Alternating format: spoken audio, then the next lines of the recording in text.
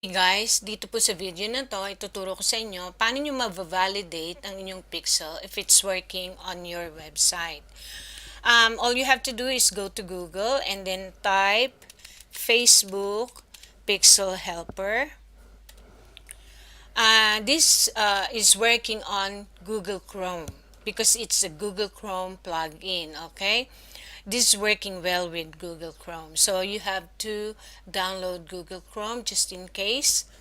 And then click the first the first link na lilitaw. Sa akin kasi, naka-install na siya.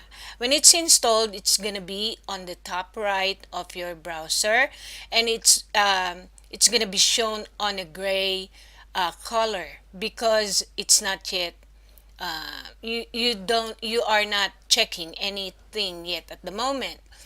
Pagka po meron na kayong chine-check na website, especially yung website nyo, magiging blue siya at makikita nyo yung kung ilang pixel ang working doon sa website na yon. Kung hindi pa ninyo na-download yan, ang nakalitaw dito is install. So, i-click nyo lang yan, mapupunta yun dito. Okay? Now, dahil yung sa akin ay naka-install na, kaya nandito na siya. Pupunta po kayo sa inyong website para malaman if it's working, if the pixel there is working, firing, and so you can validate it. Here's my website, and it's now blue, and it says there are 3 pixel that's working in there. So, it means na yung pixel ko ay nagwo-work sa aking website, and that's what you will be able to see.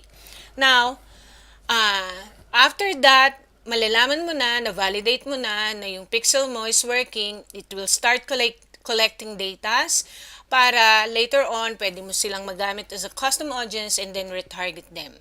Okay? So that's all, and I'll see you next video.